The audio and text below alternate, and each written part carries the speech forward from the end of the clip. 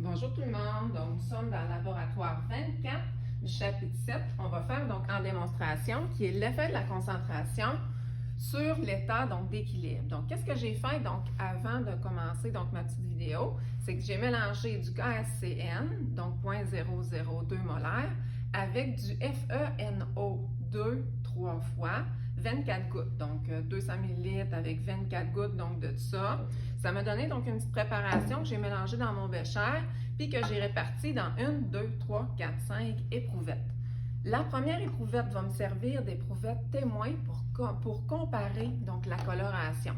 Fait qu'on va servir des ions colorés de chacune des substances pour être capable de voir dans quel sens que l'équilibre va se déplacer. OK, fait que juste avant donc de commencer, donc regardez bien, donc on a du Fe3+ au niveau des réactifs qui est jaune, donc c'est un ion donc qui est jaune, qui va réagir donc avec l'ion SCN, donc négatif 1, donc qui est incolore, donc on ne le perçoit pas. Puis les deux ensemble vont donner donc un produit de FeSCN2+, qui donne une teinte donc rougeâtre. Fait que tout dépendant si la réaction va aller vers la réaction directe ou vers la réaction inverse, bien, on va savoir est-ce que ça va devenir plus foncé, donc si ça s'en va donc vers la droite, donc vers la droite, je vais avoir une coloration plus foncée ou une couleur plus foncée, ou ça va être plus foncé. Puis ici, c'est la réaction inverse qui se fait, bien, ça va être un petit peu plus pâle parce qu'on va s'en aller vers les réactifs. Puis les réactifs, c'est un mélange d'incolore et de jaune. On va faire 3 petites modifications. 3 ajouts, on va défaire de 3 manières différentes, donc l'équilibre. On va y aller avec un ajout de KSCN. Moi, quand j'ajoute du KSCN, là, ça augmente la concentration des ions SCN négatifs, parce que le K, c'est plus 1, fait que ça va augmenter la concentration de tout ça. Si j'augmente la concentration d'un des réactifs, il y en a trop du côté des réactifs. C'est sûr que c'est la réaction directe vers la droite qui va se faire et c'est censé devenir plus foncé. Donc, on va aller voir donc si ça fonctionne. Regardez bien.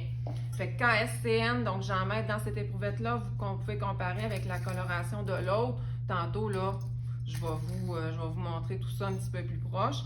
On le voit automatique. Regardez, plus rouge champ. Donc, vraiment plus foncé. Qu'est-ce qu'on va faire maintenant? Deuxième ajout. 2.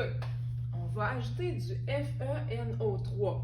Le FeNO3, là, ça se sépare en ions 3+, puis NO3, donc 3-. Dans le fond, là, en ajoutant du FeNO3, on augmente la concentration du Fe3+. Ce qui fait en sorte qu'au niveau des réactifs, on a une augmentation de concentration. Donc, on va combler, donc, ou on va, là, dans le fond, compenser donc, le surplus, encore une fois, en faisant donc la réaction directe. Fait que c'est censé devenir plus foncé, encore là. Fait qu'on va aller voir, donc, si ça fonctionne. On en met. On en met un autre pelleté. Un autre ici. Donc, c'est pas aussi intense qu'avec notre premier ajout, mais c'est quand même plus foncé, donc quand même plus rouge. Fait que si moi, admettons, là, dans mon industrie, là, je décide que je veux vraiment favoriser encore plus donc, la réaction donc, directe, bien, je peux augmenter à la fois l'ion Fe3+, et à la fois donc l'ion SCN, donc négatif. Regardez bien qu'est-ce que je vais faire dans ma 4e éprouvette. Je vais mettre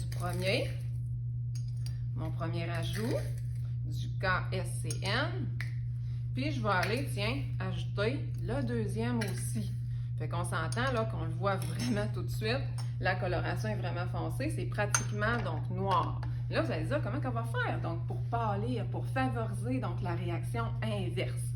Fait que pour favoriser donc la réaction donc inverse, on va tout simplement aller ajouter du KOH donc qui est liquide. Le KOH, donc qui est liquide, dans le fond, il va faire précipiter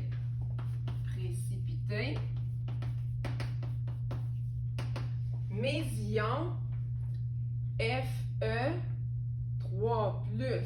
Fait que ça va, dans le fond, faire diminuer la concentration des Fe3+. Fait que ça diminue le Fe3+. Donc, j'ai une diminution au niveau des réactifs. Les réactifs, ben, ils ont un petit manque à combler. Fait que c'est sûr que c'est la réaction inverse qui va se faire. Donc, c'est censé s'en aller par là, donner un petit jaune incolore. Donc, c'est censé pâlir. Donc, on va voir si vraiment donc, ça fonctionne. Je vérifiais, donc c'est mes ions, donc fitaient. Donc, du KOH, donc liquide.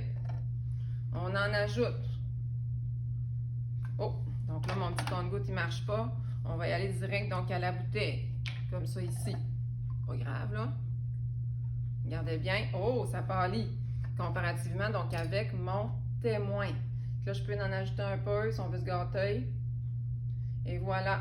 Donc, ça pâlit, ça pâlit, ça pâlit. Fait qu'on voit que lorsque je change donc la concentration d'un ou de plusieurs réactifs en diminuant ou en augmentant sa concentration, bien l'équilibre, dans le fond, donc va se refaire. Et si, admettons, donc on veut s'amuser, donc ici, on peut aller mélanger toutes nos éprouvettes, juste pour le fun. On voit que la couleur à chaque fois change. Fait que ça veut dire qu'on recrée un nouvel équilibre, ça c'est sûr. Donc, un nouvel équilibre donc, est en train donc, de se former. Donc, ça c'était juste donc, pour le fun, pour vous montrer donc finalement comment que l'équilibre donc, se refait automatiquement en changeant la couleur. Merci tout le monde!